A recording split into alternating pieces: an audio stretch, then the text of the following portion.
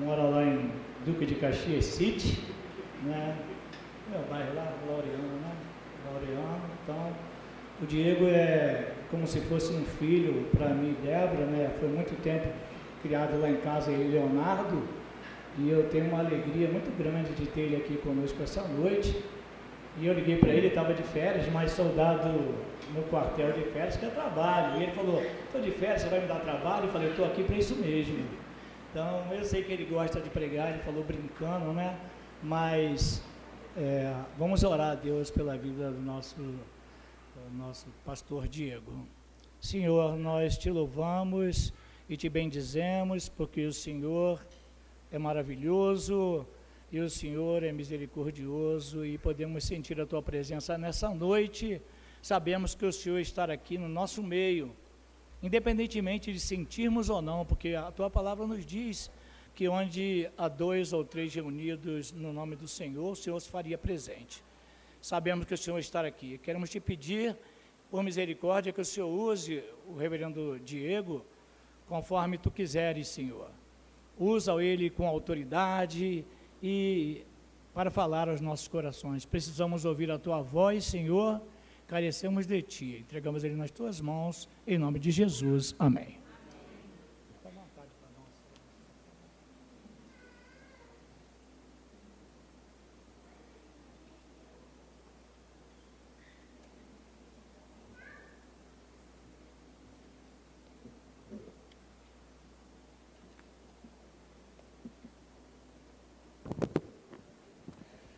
Irmãos queridos, boa noite, tudo bem?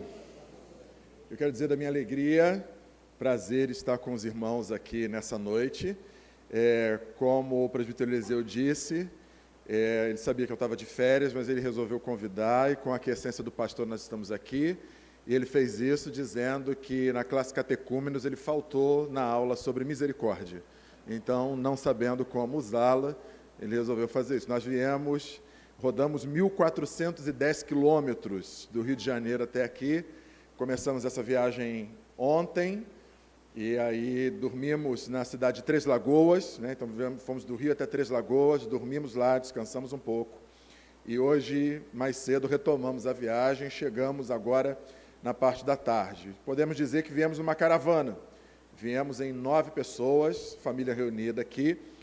E para nós é sempre muito especial poder celebrar ao Senhor em família, porque há alguns anos atrás, um passado que vai se distanciando, mas há alguns anos atrás, essa era a nossa rotina dominical.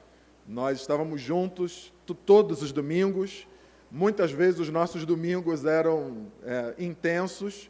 Eu estava vendo aqui o coral cantar, e essa era a nossa rotina de final de ano. Nós estávamos sempre preparando a cantata. Eu estava aqui observando, algumas músicas eu conheço, porque era da época também que a gente cantava juntos. Eu estava vendo aqui, como é o seu nome, amigão? Fala para mim, é o seu. Não, o meu amigão, Marco, eu sei seu Marco, você eu não esqueço. Cauã, rapaz, eu estava vendo aqui o Cauã e eu estava lembrando de mim. Quantos anos você tem, Cauã? 11? Você é brabo demais. Muito bom, Cauã. Continue, persevere. E até pouco tempo atrás, mais ou menos da idade do Cauã, nós já estávamos no coral, eu, o Léo, fizemos parte de diretoria de coral e essas coisas todas. Eu creio que, de alguma maneira, tudo isso, todas essas experiências nos trouxeram até aqui. Algumas pessoas, depois que descobriram que eu fui para o seminário e posteriormente fui ordenado, elas sempre faziam aquela pergunta, mas você? Então, esse tipo de pergunta dá para perceber como que era o ritmo da coisa com a gente há um tempo atrás. Eu sou pastor da Igreja Presbiteriana do Riachuelo, tenho o privilégio de estar nessa igreja desde 2011, ano seguinte à minha saída do seminário, desde 2017 como pastor efetivo dessa igreja, que agora, no próximo dia 21 de janeiro, vai celebrar 131 anos de organização. Nossa igreja é a segunda igreja filha da Igreja do Rio, carinhosamente chamada de Catedral Presbiteriana, e nós temos o privilégio de estar ali, frente àquela igreja amorosa, carinhosa, que tem dado frutos da bondade do Senhor no local onde ela está inserida. Também tenho o privilégio de ser o secretário sinodal do trabalho com adolescentes, do Sínodo da Guanabara. E a gente tem um carinho enorme por adolescentes. E agora eu já gravei o nome do Cauã e já gravei a idade dele. Eu sei que daqui a pouco o Cauã está indo para a UPA. Eu cheguei aqui, eu vi que tinha um amigo que estava com a camisa da UPA, eu já cumprimentei ele. E eu sou UPA forever, eu sou da UPA até o... Eu ia falar até o cabelo, mas esse cabelo está faltando. Então, eu sou da UPA total. E eu quero que você se junte a mim nas minhas orações. Por onde eu vou, por onde eu passo, eu compartilho essa minha condição de secretário sinodal da UPA, e eu peço que se juntem a mim na minha oração. E a minha oração é simples. A minha oração é que Deus lote a igreja de adolescentes, ao ponto de o pastor precisar convocar o conselho e dizer, olha, a gente está com um negócio que precisa resolver, porque está faltando banco, e a gente precisa se reorganizar para acolher todos os adolescentes. Então, essa tem sido a minha oração, e eu desejo que você se junte a mim nessa oração, que essa igreja esteja tomada. Daqui a pouco tem que fazer obra, aumenta o templo de tanto adolescente que vai ter aqui nessa igreja. A irmã, eu sei que essa é a oração da irmã que trabalha com criança, então vocês se juntem a ela na oração dela também, e aí daqui a pouco não vai ter mais espaço, é criança, é adolescente, é todo mundo junto aqui, e a gente acredita que tudo isso vai glorificar o nome do Senhor. Amados irmãos, sem mais delongas, eu queria convidá-los a abrir as suas Bíblias no Evangelho de nosso Senhor Jesus, segundo escreveu Lucas, no capítulo 3, versos 1 a 6, texto este, que nos servirá de reflexão nessa noite. Então, mais uma vez agradeço ao pastor o carinho, o convite, a confiança em ceder o púlpito.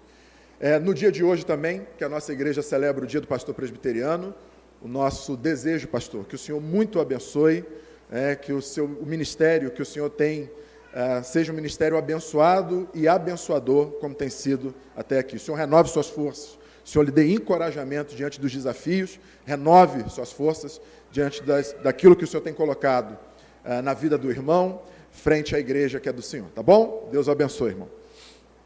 Lucas, capítulo 3, versos de 1 a 6. Diz-nos assim a palavra do Senhor. No 15º ano do reinado de Tibério César, sendo Pôncio Pilatos governador da Judéia, Herodes, tetrarca da Galileia, seu irmão Filipe, tetrarca da região da Itureia, e Traconites e Lisânias, tetrarca de Abilene, sendo sumos sacerdotes Anás e Caifás, veio a palavra de Deus a João, filho de Zacarias, no deserto.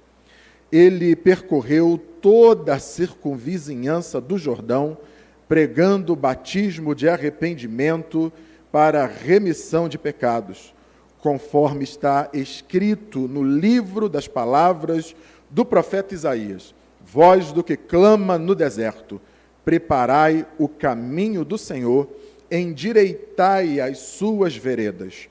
Todo vale será aterrado, e nivelados todos os montes e outeiros. Os caminhos tortuosos serão retificados, e os escabrosos aplanados, e toda a carne verá a salvação de Deus. É o que nos diz a palavra do Senhor. Louvado seja Deus por sua palavra. Eu não sei como você lida, talvez você já tenha tido uma experiência de ter que passar por um lugar onde aquele caminho era difícil. Lá no Rio de Janeiro, especialmente na região onde nós moramos, chamada Baixada Fluminense, nós sofremos muito com isso. Os caminhos geralmente são esburacados, a gente gasta um dinheiro enorme, tendo que consertar pneu, toda hora o pneu fura. Tem lugares que a gente até evita, porque existe um risco muito grande do carro quebrar, acontecer alguma coisa, pode ser perigoso. Então, mas tem vezes que não tem jeito, precisa ir. Às vezes alguém está passando mal, a gente vai lá para ajudar. Às vezes precisa visitar alguém, e não tem como evitar, e a gente tem que passar por aquele tipo de caminho com todo cuidado.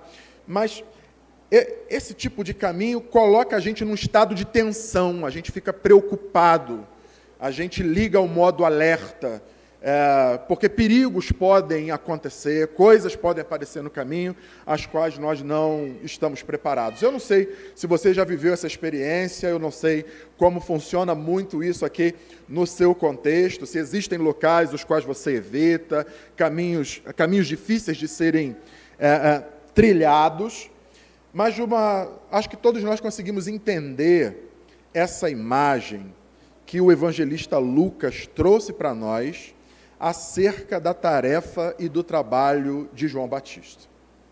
Ele haveria de ter que lidar com caminhos tortuosos, com lugares difíceis, e a tarefa dele seria aplanar, melhorar esses caminhos.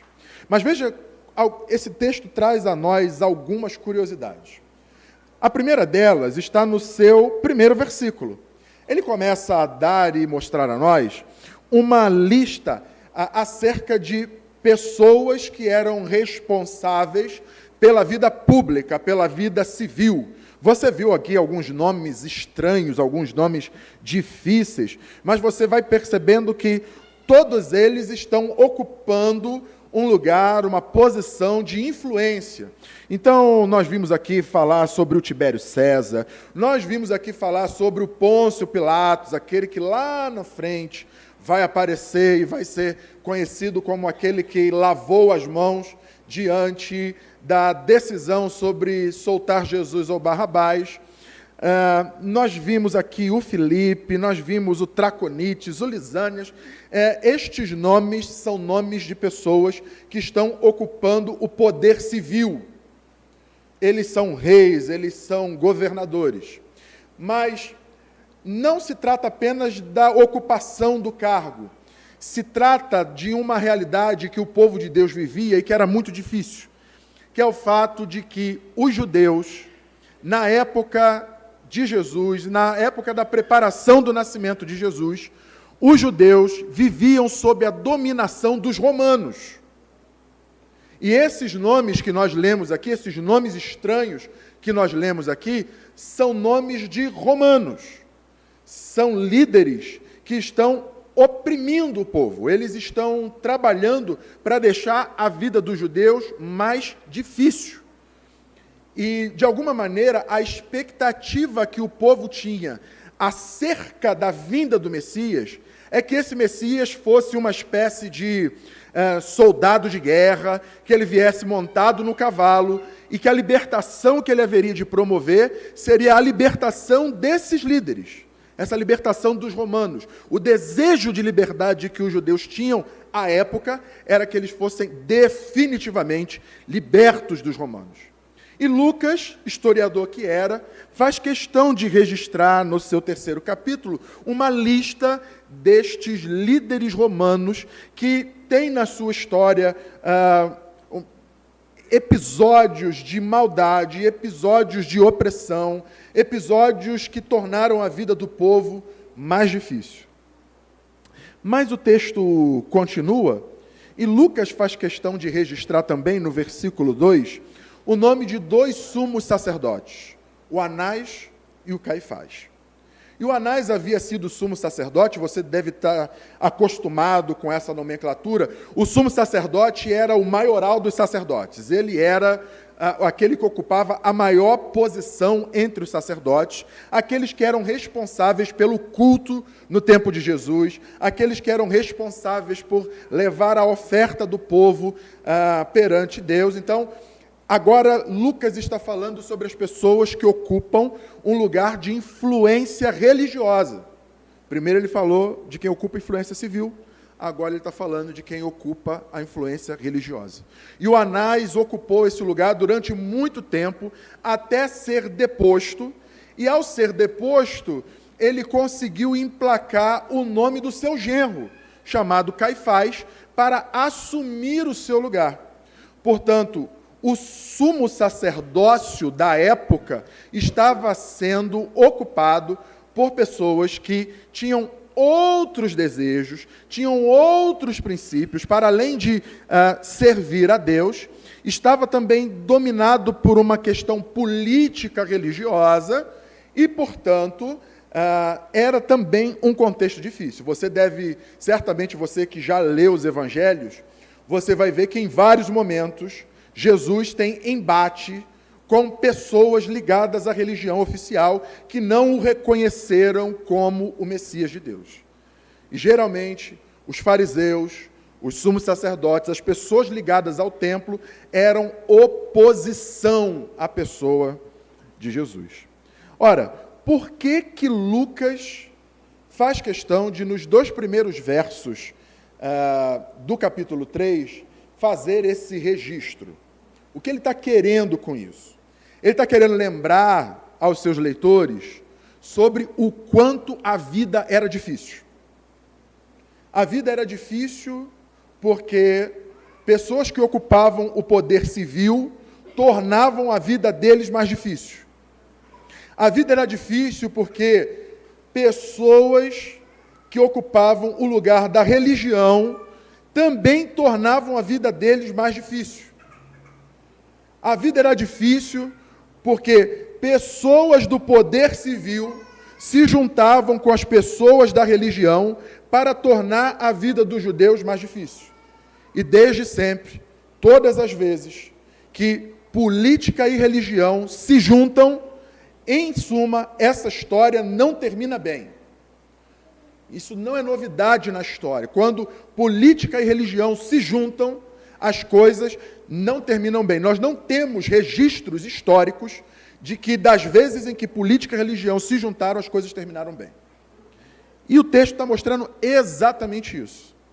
Mas veja que coisa interessante, porque depois de dar estas duas informações do quanto a vida era difícil, o final do verso 2 diz assim: veio a palavra de Deus a João, filho de Zacarias, no deserto. E esse texto, então, vai nos lembrar que, por vezes, aqueles que ocupam o poder civil não são da nossa predileção. Às vezes, aqueles que ocupam o poder civil tornam a nossa vida mais difícil. Às vezes, tudo que está acontecendo ao nosso redor parece conspirar para dizer que a gente vai tropeçando e tropeçando e tropeçando e que a vida é basicamente a gente tentar se manter de pé diante dos tropeços que nós vamos dando. Mas exatamente nesse momento, no momento em que a vida era muito difícil, no momento em que nada colaborava, foi que veio a palavra do Senhor a João, filho de Zacarias, no deserto. E João, ao ouvir essa palavra, obedeceu a essa palavra. Ele percorreu por todos os lados da circunvizinhança e ele pregava um tipo de batismo muito específico, o chamado batismo de arrependimento. E o batismo de arrependimento é o tipo de batismo que nos lembra que a nossa vida, ela tem um ponto de virada a partir do encontro com Jesus Cristo. Todos nós que temos um encontro com Jesus, temos uma espécie de antes e depois.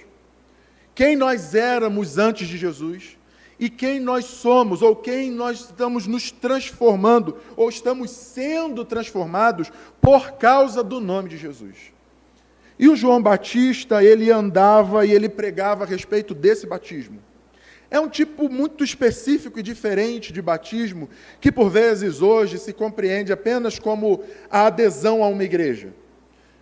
Muitas vezes o batismo tem uma marca apenas como, olha, agora eu faço parte dessa comunidade de fé, agora eu faço parte dessa igreja, então como eu faço parte dessa igreja e um dos seus preceitos é o batismo, então eu vou me batizar para poder cumprir esse preceito e está tudo bem.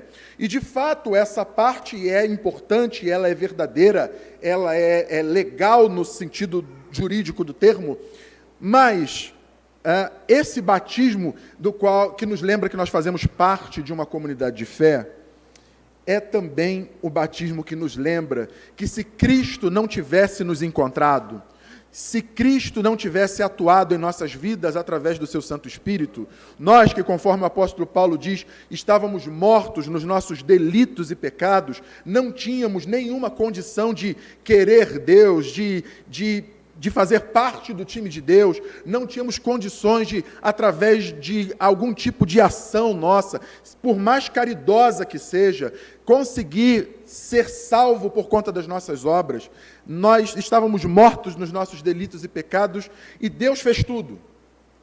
Ele enviou seu Filho Jesus, Ele nos deu uma nova vida, Ele colocou no nosso coração fé para crer, Ele nos convenceu do pecado, da justiça e do juízo. Ele mostrou e nos levou, nos transportou para uma nova vida. O texto vai dizer que Ele nos tirou do reino das trevas e nos transportou para o reino da sua maravilhosa luz. Portanto, a vida do cristão, ela é sobretudo marcada pelo evento Cristo. Quem nós somos depois de Cristo? Não faz sentido nós dizermos e alegarmos e testemunharmos que nós cremos e confiamos em Cristo, se continuamos a viver como se Cristo não existisse, como se não conhecêssemos a vontade de Cristo para as nossas vidas. Não há sentido em sair de casa e vir à igreja, se fora da igreja eu permaneço como eu era antes.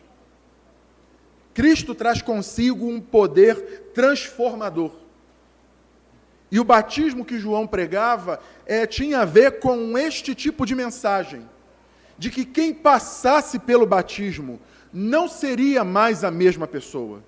Quem passasse pelo batismo estava inevitavelmente deixando uma parte da sua vida para trás para assumir uma nova vida com Cristo.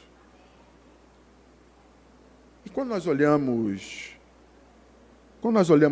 esse texto, nós vimos então que está se cumprindo o que disse o profeta Isaías. E agora você vai entender por que eu comecei falando sobre caminhos buracados nessa mensagem.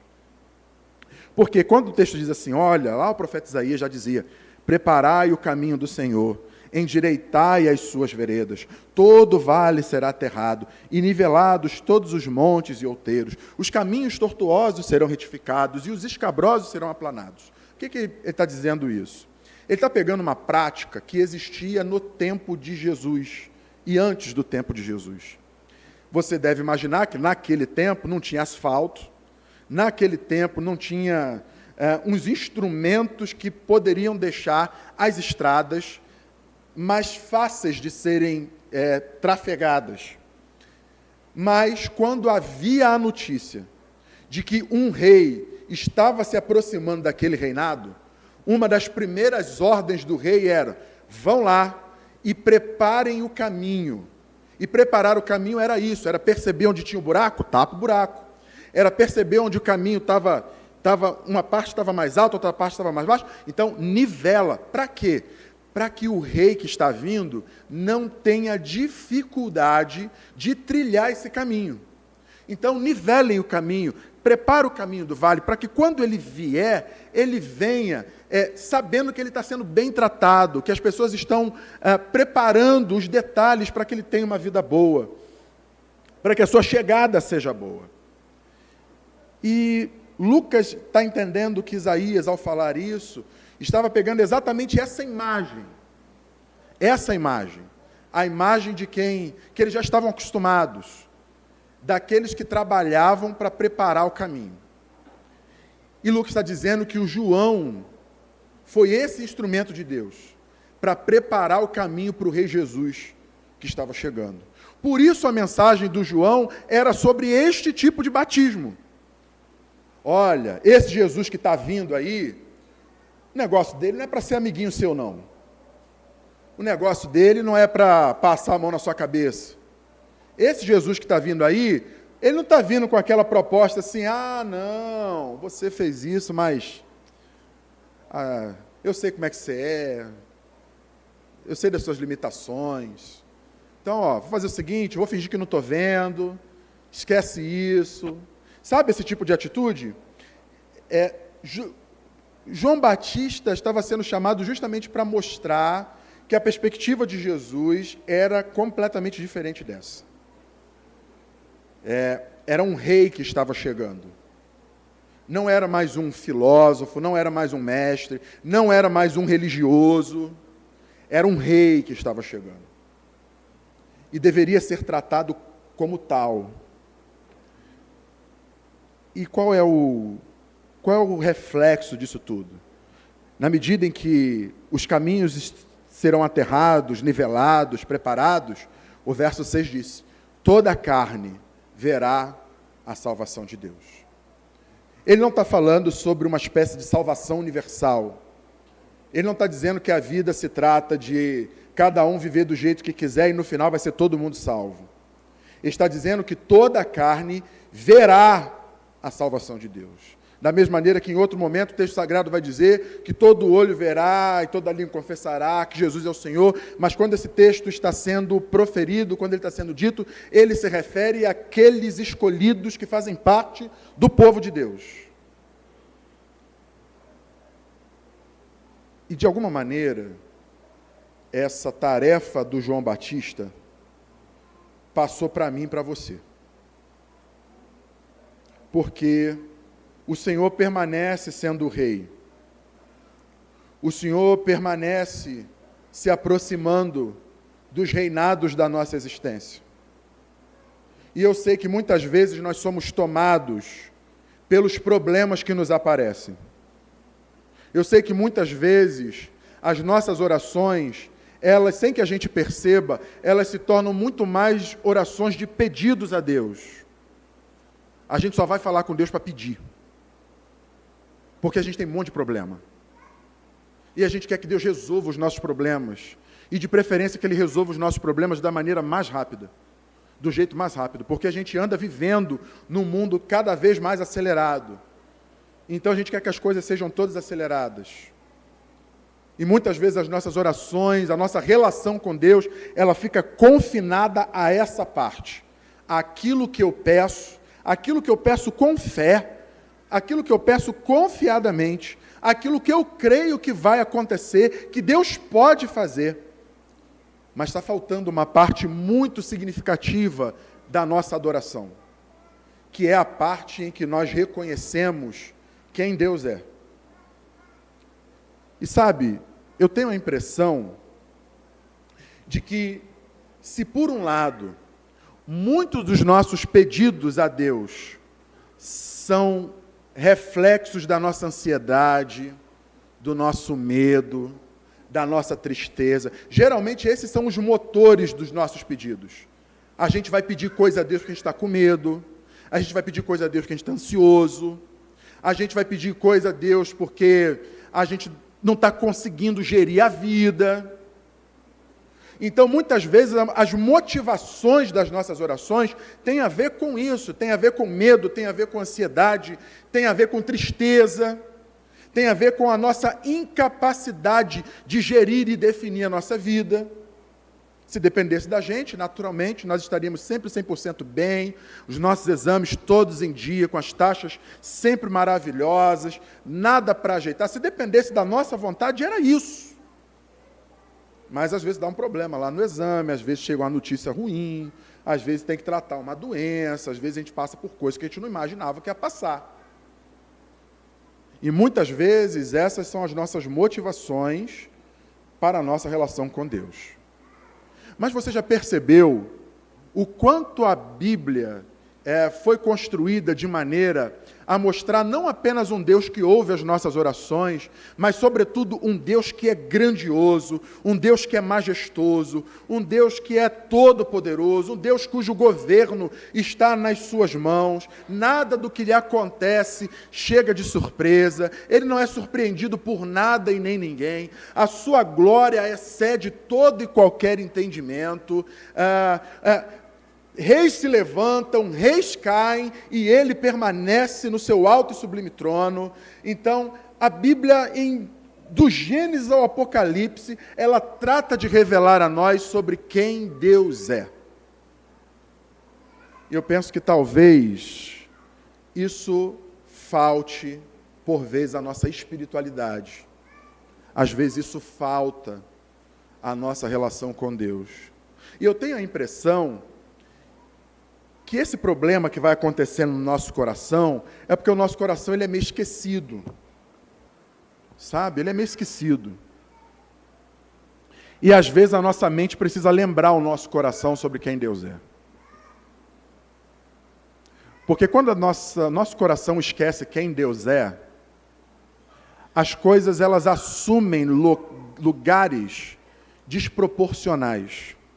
Problemas assumem uma grandeza que não é a grandeza real.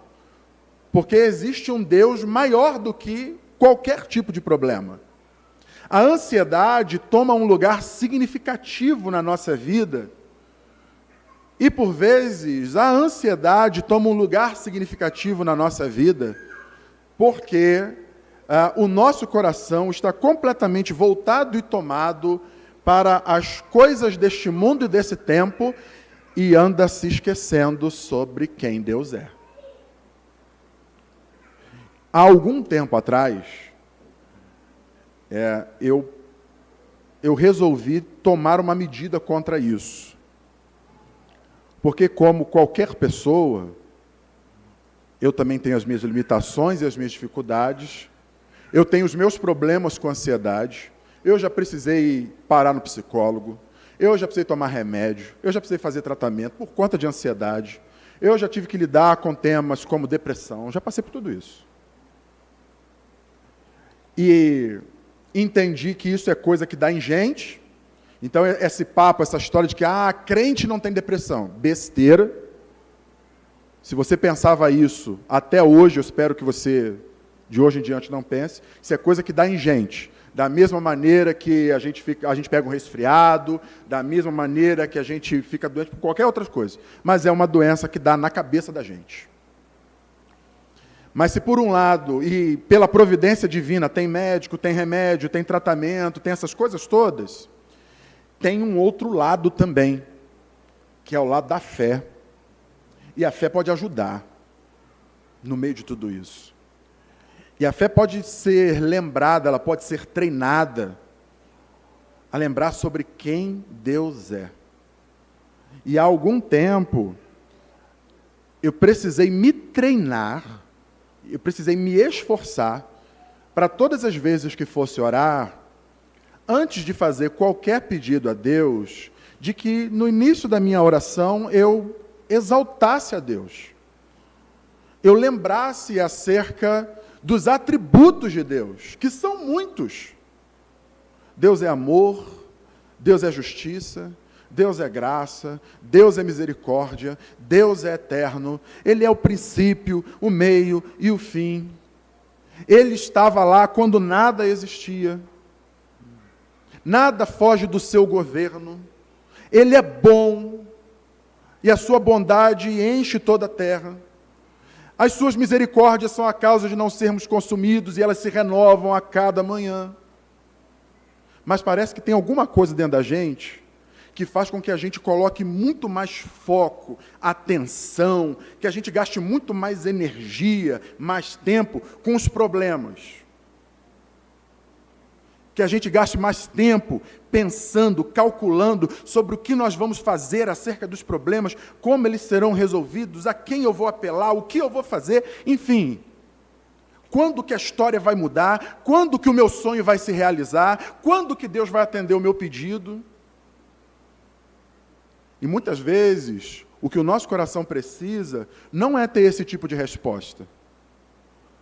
Muitas vezes o que o nosso coração precisa é ser lembrado sobre quem Deus é. E só o fato da gente precisar treinar, se esforçar para fazer isso, revela o quanto o nosso coração, por vezes, ele trava uma batalha contra o próprio Deus. Esse texto que nós vimos aqui é um texto que está falando sobre a vida de muitos irmãos, como nós. Eles tinham muitos problemas causados pelo governo civil, problemas causados pelo religioso, pessoal que era da mesma fé, mas que porque tinham um entendimento diferente, eles se juntaram e estavam transformando a vida das pessoas difíceis, a vida mais difícil. Isso acontece com a gente também, todos os dias. Mas a gente tem escolhas a fazer. A gente pode ficar reclamando, a gente pode ficar procurando culpados, a gente pode resolver entrar numa espécie de luta ideológica. A gente pode ir para a internet, escrever um monte de impropério. A gente pode virar paladino, soldado, militante, de um lado, de outro. A gente pode fazer isso tudo. Mas todas as vezes que nós fizermos isso, nós estamos tentando oferecer ao nosso coração uma resposta, um tipo de resposta que não lhe dará satisfação. O nosso coração nunca vai ficar satisfeito. Já parou para pensar que o pessoal que hoje briga, seja por qual motivo for, seja por causa de política, seja por causa de gosto musical, já parou para pensar que aquela briga, que às vezes termina em morte, que às vezes termina em pessoas da mesma família não se falando mais, gente brigando, aquilo lá começou muito pequenininho. Foi uma fagulha que começou, mas daqui a pouco aquilo se transformou num incêndio. Pessoas se dividiram, amizades foram desfeitas. Sabe por quê? Porque estavam tentando encontrar satisfação numa coisa que não oferece satisfação. E quando o nosso coração fica insatisfeito, ele é como se ele entrasse num ritmo de trabalho que ele vai aumentando a coisa até... Não sei se você já ouviu, vou citar uma banda não cristã, uma banda chamada Engenheiros do Havaí. Perdoe minha heresia. Mas tem uma música do Engenheiros do Havaí chamada Infinita Highway, que no momento da música ele fala assim, olha, 120, 130, 150, nós só queremos viver. É a ideia de que assim, eu não estou encontrando satisfação no meu coração, então eu estou sentando a madeira na máquina. E vou embora. Eu só quero viver. Mas a gente sabe aonde que isso vai dar. Vai chegar uma hora que a máquina vai estragar. Um acidente pode acontecer. Isso é o que acontece com um coração insatisfeito. Porque o nosso coração foi projetado para ter satisfação única e exclusivamente na pessoa de Jesus Cristo. É Cristo quem traz satisfação ao nosso coração. Nada neste mundo consegue oferecer ao nosso coração a satisfação que somente Cristo pode oferecer. Só Cristo pode oferecer um tipo de paz que não é a paz como o mundo quer dizer, ou como o mundo dá. Deixo-vos a paz, a minha paz vos dou, eu não a dou como o mundo a dá. Ou seja, não é aquele tipo de paz onde a gente fica esperando que as coisas se ajeitem de um jeito e fala, não, agora está bom. Porque se a gente ficar esperando esse momento, nunca vai estar. Mas a paz de Cristo é a paz que excede todo o entendimento. Porque, a despeito de todos os desafios e coisas às quais nós temos que lidar, o nosso coração é lembrado que nada disso consegue ser maior, mais poderoso, mais misericordioso do que o Deus a quem nós servimos. E esse Deus enviou o seu Filho para entregar a sua vida na cruz do Calvário por amor a mim e a você, que nada fizemos e nem tem como fazer para pagar por esse amor, por aquilo que Ele fez por nós. Nós simplesmente fomos achados, encontrados por Ele, e agora nós temos vida. Esse é o batismo de arrependimento que João estava falando. Depois de Jesus, a vida de vocês jamais será a mesma. E se a vida estiver sendo a mesma, tem que parar para pensar. Porque provavelmente o caminho que deveria estar aplanado, o caminho que não deveria ter buraco, o caminho que não deveria ser íngreme e difícil, alguma coisa aconteceu lá. E que somente aquele que muda e transforma todas as coisas é capaz de fazer. Nós estamos perto do Natal. E no Natal nós não simplesmente celebramos o nascimento de Jesus, mas nós celebramos a intervenção de Deus através do nascimento de Jesus. E também somos lembrados de que aquele que um dia veio, também subiu aos céus e vai voltar. Ele prometeu nos resgatar. Ele prometeu nos levar a um novo céu e uma nova terra, onde as coisas que os romanos e os senhores da religião eles não terão mais influência. Um novo céu e uma nova terra, onde não haverá dor nem tristeza, não vai ter necessidade de pedido, porque todas as coisas estarão resolvidas. E nós ansiamos por esse dia. Mas enquanto esse dia não chega, sejamos aqueles que continuam tal como João Batista, aqueles que têm o seu coração satisfeito em Jesus e sabem que podem deixar as suas causas aos pés da cruz, porque Ele haverá de resolver do jeito, na hora e no momento certo, e se Ele achar que tiver que resolver. Enquanto a gente ficar vivendo uma vida em que nós nos preocupamos com as nossas coisas, o caminho do nosso coração ainda está esburacado. Mas quando a gente entender que as nossas questões são e devem ser colocadas aos pés da cruz de Cristo, nós abrimos mão de viver essa vida tentando resolver os nossos problemas, para viver essa vida de acordo com a vontade de Deus e para aquilo que Ele nos chamou. É o famoso texto da ansiedade, lá em Mateus capítulo 6, verso 25. Ah, mas olha aí os passarinhos, eles não trabalham, mas Deus não deixa faltar comida para eles. Olha os lírios dos vales, olha lá a flor, que coisa linda, nem Salomão se vestiu com tanta beleza como uma flor, e olha, a flor não consegue fazer nada por ela, e ela está lá, e Deus a sustenta. Se Deus faz isso com um passarinho, se Deus faz isso com a flor, o que Deus não vai fazer em nosso favor, a nosso respeito? Saber disso coloca a gente num outro ponto da história.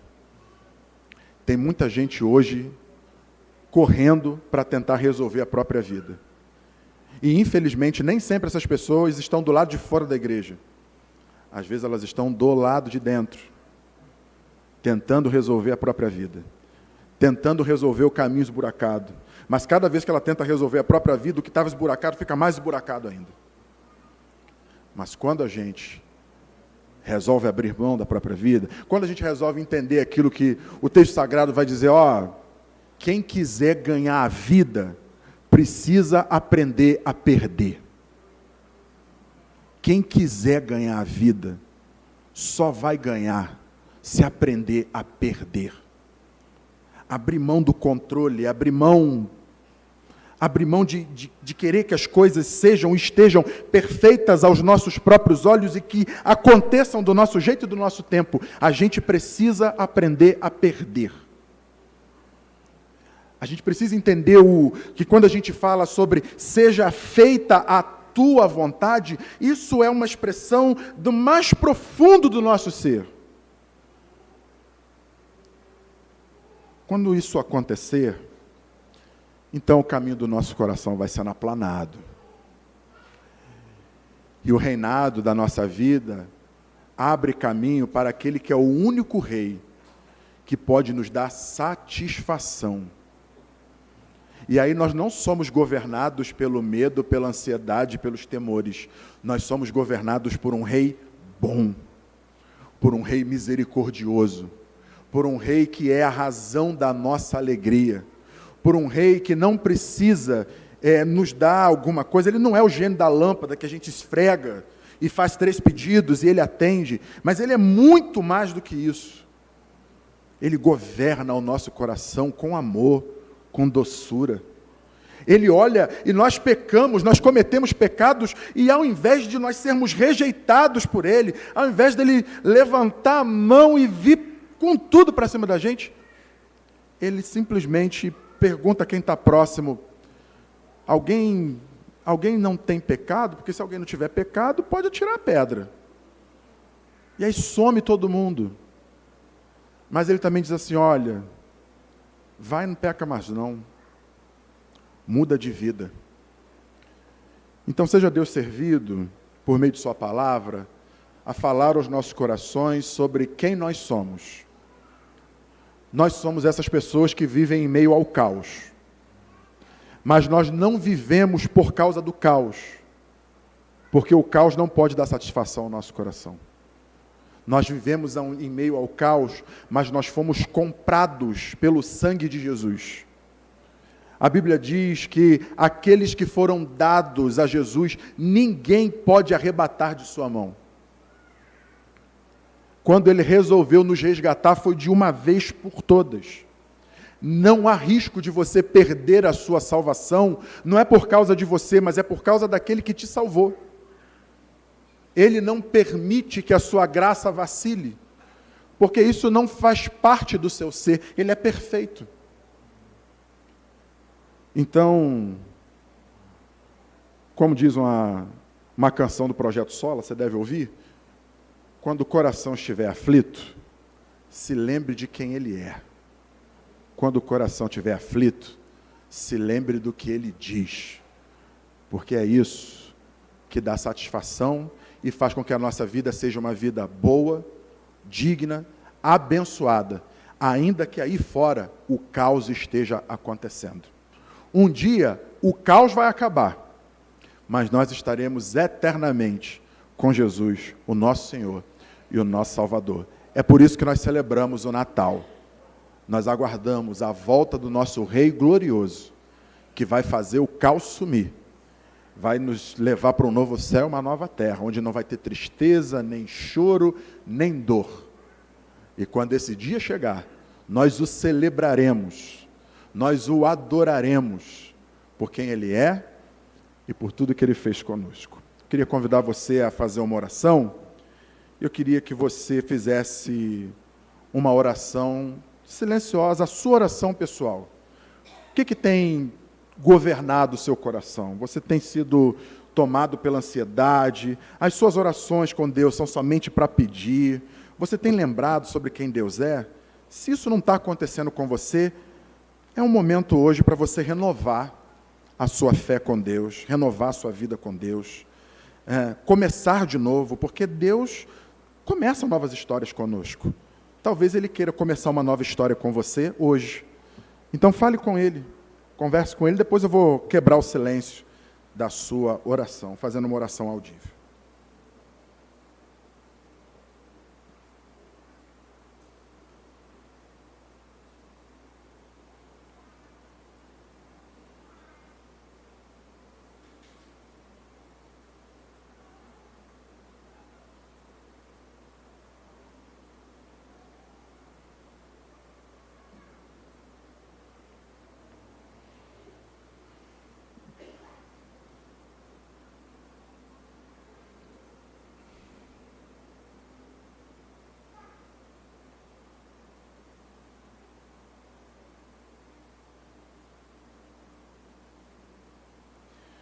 Senhor, Tu és bom, e a Tua misericórdia dura para sempre. Ela se renova em geração após geração, e as Suas misericórdias são a causa de não sermos consumidos. Senhor, Tu és bom, e a Tua bondade é vista por toda a terra. Tua palavra nos diz que os céus proclamam a Tua glória e o firmamento anuncia a obra das Suas mãos. Um dia discursa outro dia, e nós contemplamos, ó Deus, a Tua formosura. O Senhor é um Deus de graça, e a Tua palavra nos revela que onde abundou o pecado, superabundou a graça de Deus.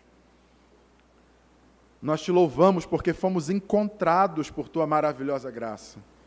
Antes estávamos completamente perdidos, mas o Senhor nos encontrou, o Senhor nos perdoou, o Senhor nos deu uma nova vida.